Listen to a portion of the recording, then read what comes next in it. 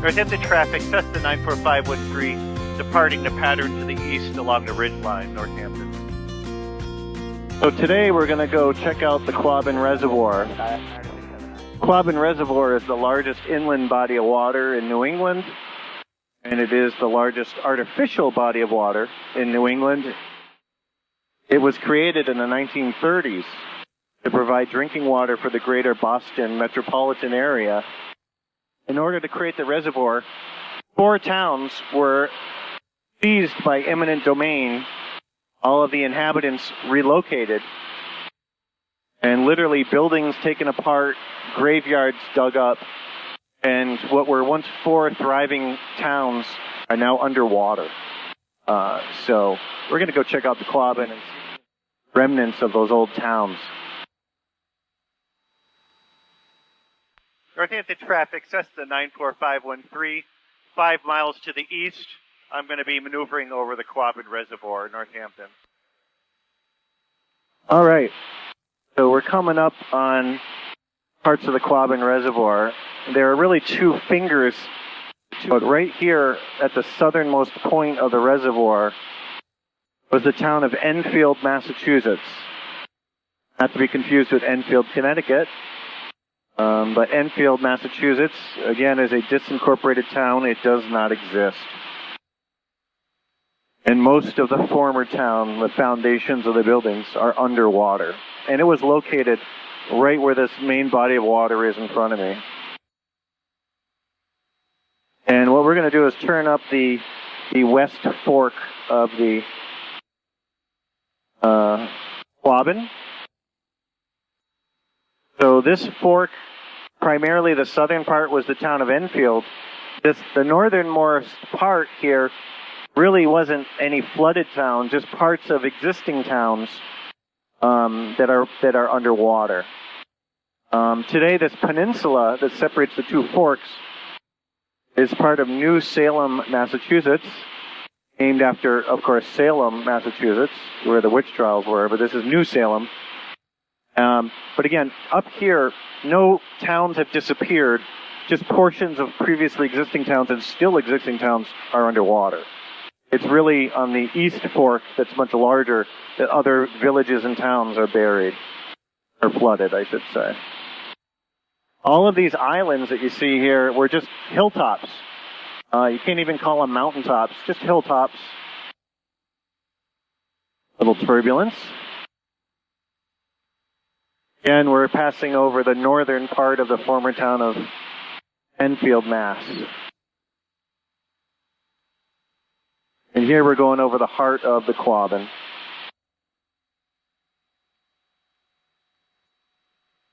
Now right here, as we get between some of these larger islands, is the next town up. And it is called Greenwich. Spelled the same as Greenwich, Connecticut, but it was pronounced Greenwich. And it was, I think, the largest of the towns right here.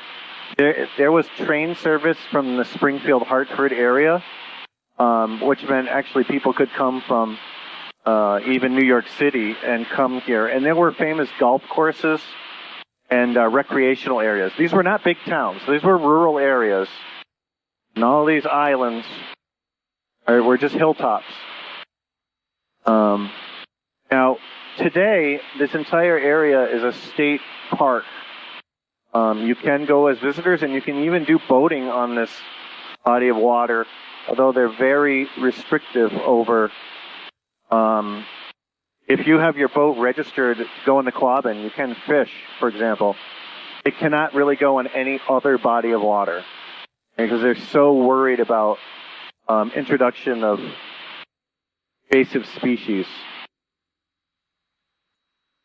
So if you want to register your boat to come fishing here, you can do it, but you can't take that boat on any other body of water. You can also rent kayaks at various locations, but you cannot bring your own kayak. You have to rent one. Again, they're so worried about invasive species. As we come up to the most northern portion, we're kind of passing So Hampshire County is on my left or to the west. Worcester County is to the right or to the east. I'm traveling almost due north. And above us, or north of us, is Franklin County. So this is the confluence of three counties: Worcester County, Hampshire County, Franklin County. And you can see just how huge this body of water is. It kind of spreads out and meanders, so it's not a big round or oval body of water. It's more like fingers, like Finger Lakes, kind of.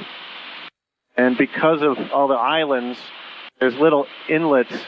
And I'm not a fisherman, but if you are, my understanding is as you go in these different nooks and crannies, you can find some really interesting fish. So up here, in the more northern portion, is the former town of Prescott, the third of the four disincorporated towns. If you lived in one of these towns, you did get paid. It was eminent domain, so the government gave you market value for your property. But you had no choice. You were vacated. You were out of there. And they would get as much property you own out, because whatever is left behind is being dismantled. Houses were dismantled.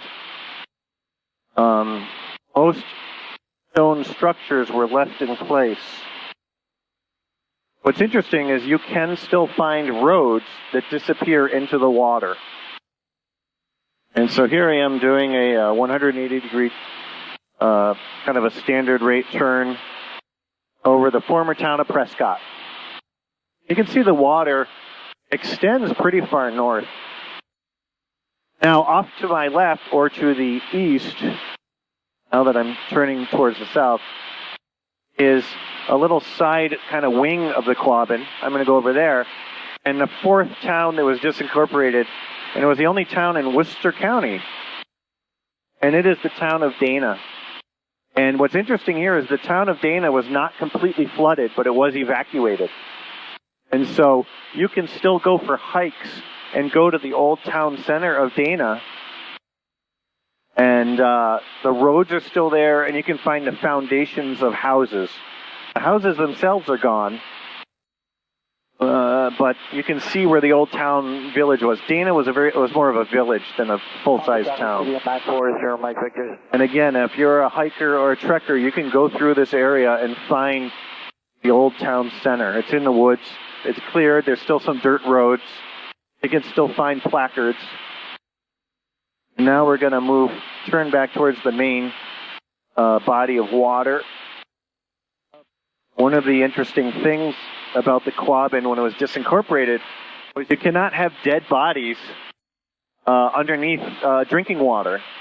So one of the things you had to do was evacuate or excavate or disinter multiple graveyards.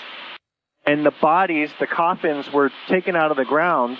And by the way, the people of these towns were really upset, not just that they were moved without their choice, but their ancestors had to be ripped out of the ground. And they're buried in a cemetery that I can actually see from here, just slightly southwest of the reservoir, in what's called the Quabbin Cemetery. So I'm kind of passing over Greenwich and heading towards Enfield, and straight ahead of me there is a little tower, a lookout that you can walk to. In fact, you can drive there, I believe, and it's called the Enfield Lookout because it's located in the former town of Enfield, Massachusetts, and from that little tower lookout you get some great views of this area. So this is some of the most rural and wilderness-rich area in Massachusetts, and you will find animals that might not be real common in the rest of New England or southern New England.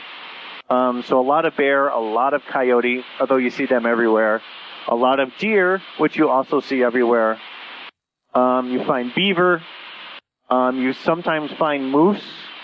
You do find bobcats. And although the state officially denies it, there are sightings of mountain lions, also called elsewhere the puma. Okay, two dams. To my left here on the eastern side, That's the Goodnough Dike, which is actually a dam, but it's called the Goodnough Dike. And then coming right in front of me, right in what was the town of Enfield, is the other dam, and I can't remember the name of it, so I'll have to put it in the video. And so there's two dams or two spillways controlling the water leaving this area, and then of course water leaves the area through the aqueduct, which is a whole nother story, and I'm not an engineer, but the water moves more than 62 miles from here to Boston. There is no pumping at all. It is all, it's a true aqueduct. It's powered by gravity and the siphon effect. So there are even portions of the aqueduct that flow uphill, but there is no power used. It's just gravity powered. It's just good engineering, kind of like if you go to Rome and you see the aqueducts that thousands of years ago fed Roman cities. That's how this works. It's naturally fed. All right, that's it. That's all I know about the Quabbin. So check it out. Northampton traffic, Cessna 94513, 5 miles to the east along the ridge line inbound, Northampton.